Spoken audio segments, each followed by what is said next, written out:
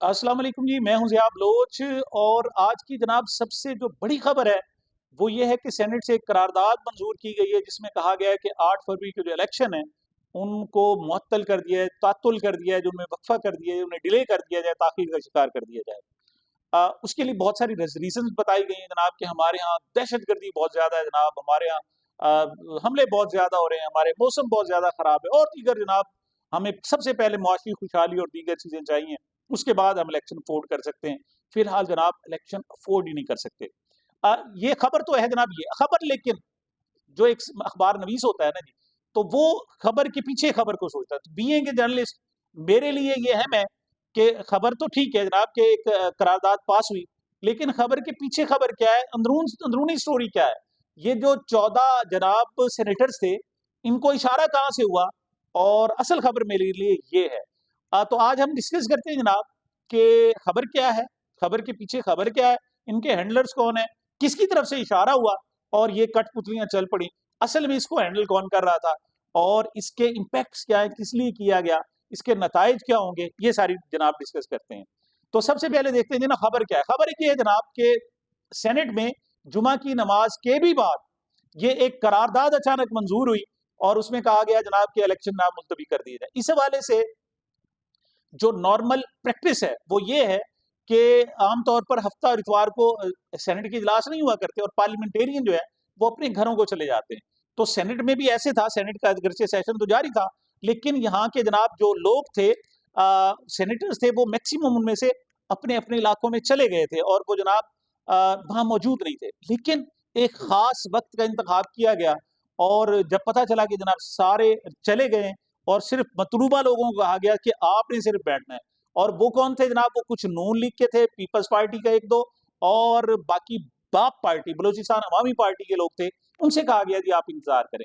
By chance जनाब हमारे senior journalist Hamid Mir साहब कहते हैं कि मैं भी सेनेट में मौजूद था और हम सब लोग यानी ये 10-12 लोग ये और ये चेयरमैन सेनेट सादिक सिंजनानी के चैम्बर में बैठे हुए थे और डिस्कस क्या हो रहा था जनाब कि बाप पार्टी ने 35 टिकटें जनाब बलूचिस्तान में दे दी हैं, इतने जनाब हमें सीटें मिलने का अंदाज है, फलां को इतने वोट मिलेंगे, फलां को ये, और इस तरीके से जनाब हम बलूचिस्तान हुकूमत बनाएंगे या जो भी बनाएगा, इस पर सारी डिस्कशन थी।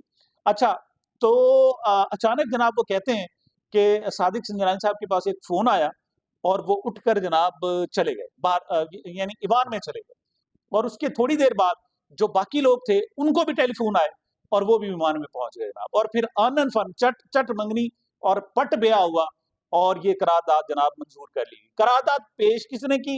वो नून लीगी से, हालाँकि बहुत सारे बाप पार्टी के लोग मौजूद थे, लेकिन ये एज़ाज़ जो है ये आला एज़ाज़ है ना जी, कि इलेक्शन आप रुकवाना चाहते हैं, आप हिस्ट्री में नाम लिखवाना चाहते हैं कि आप जमहूरियत के दुश्मन थे, आप अपनी शख्सी आमरीयत चाहते थे, आपने पहले भी इलेक्शन डिले किए थे और एक मरतबा फिर आपने इलेक्शन डिले करने की कोशिश की। तो ये एज़ाज़ जो आया है जनाब, वो सेनेटर दिलावर यानी मुस्लिम लीग नून के हिस्से में आया है और उनसे जनाब ये करारदाद पेश की गई। वही कि अपने जनाब सिक्योरिटी इश्यूज़ जनाब और दीगर जो मसाइल हैं वो इसी में बयान किए गए और ये करारदाद जनाब पेश कर दी गई। अच्छा, यहाँ टोटल कितने मौजूद थे जनाब लोग? टोटल 14 सेनेटर्स मौजूद थे और 15वें सेनेटर जो हैं वो चेयरमैन सेनेट सादिक संजरानी साहब हैं।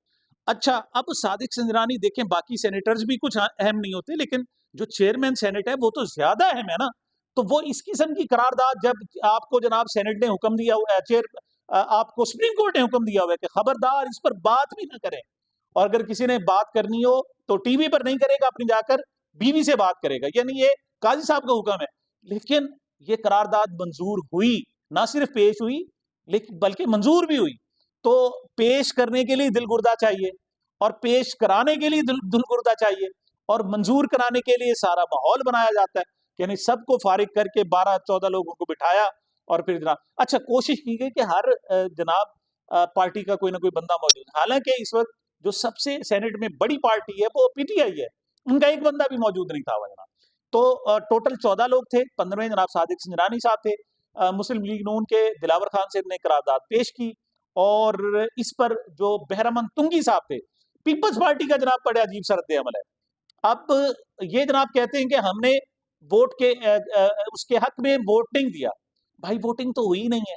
आप देखें 20 सेकंड का सारी वारदात है और करारदाद हुई और जनाब चेयरमैन सेनेट ने कहा हाँ जी, जो चाहते हैं, जो कहते हैं जनाब कि ये करारदाद मंजूर है, वो कहें जनाब हाँ, तो जो कहते हैं नहीं वो कहें नो। जो आई और नो, जो आई का तो शोर ज्यादा था, नो का नहीं था। तो उन्होंने कहा करारदाद तो फिर इसका मतलब प्रोसीड की जाती है जनाब, अडॉप्ट की जाती है और आगे जनाब बढ़ाई जाती है। तो ये करारदाद तो 20 सेकंड का खेल था सारा। तो उसमें कोई वोटिंग थोड़ी हुई है कि पीपल्स पार्टी अब कहे कि नहीं जी मैंने वोट दिया या नहीं दिया। वो तो हाँ ना में हुआ और ये सारे टोटल फैसले भी हाँ ना में हुए। मतलब ये जितनी बड़ी बड़ी कानून साजियां हुई आखिरी दिन में, एक एक दिन में 57 कानून बने हैं। तो वो क्या है इतना 20-25 धारा 10-15-25-27 लोग होते थे टोटल 350 325 के ईमान में जनाब। और रिजल्ट जनाब अब आपके सामने है कि खिलवाड़ बनाया गया। लेकिन उस वक्त जनाब हमारी सुप्रीम कोर्ट का जो रद्द अमल था वो ये होता था कि जनाब ये इज्तमाही दानिशगाह है, हमारी जो पार्लियामेंट है वो इज्तमाही दानिश है। तो जनाब 300 350 के ईवान में किसी 5 जजेस की जुर्रत कैसे हुई जनाब उनके अगेंस्ट चलें? उनके अगेंस्ट जा ही नहीं सकते। तो जनाब 5 जजों को अगर इजाजत नहीं है तो 7 जजों को कैसे, या सिर्फ एक चीफ जस्टिस को कैसे? वो तो अपने आप को चीफ जस्टिस कहते ही नहीं है। वो कहते हैं मैं भी एक जस्टिस जैसे बाकी जज हैं, मैं भी एक ऐसे जज हूं। तो जनाब एक जज को कैसे जरूरत हो सकती है कि वो सेनेट के खिलाफ जाए? तो ये तो आपका ईमान का हिस्सा था जनाब। आप कहते थे कि आप जनाब जो सबसे ज्यादा इख्तियारात है पार्लियामेंट को है। तो अब पार्लियामेंट जनाब चाहती है कि इलेक्शन ना हो, शख्सी आमरीत रहे, यही चलता रहे सेटअप, कोई कम से कम 10-15-20 साल तो रहे। लेकिन जो हमारे निगरान वजीर आजम साहब हैं उनका इरादा तो ताहयात का है। वो तो चाहते हैं कि जनाब सारी जिंदगी, यानी उनका रवैया ऐसे है, उनकी गुफ्तगू ऐसे है, वो चाहते ही यही है कि जिंदगी जनाब वो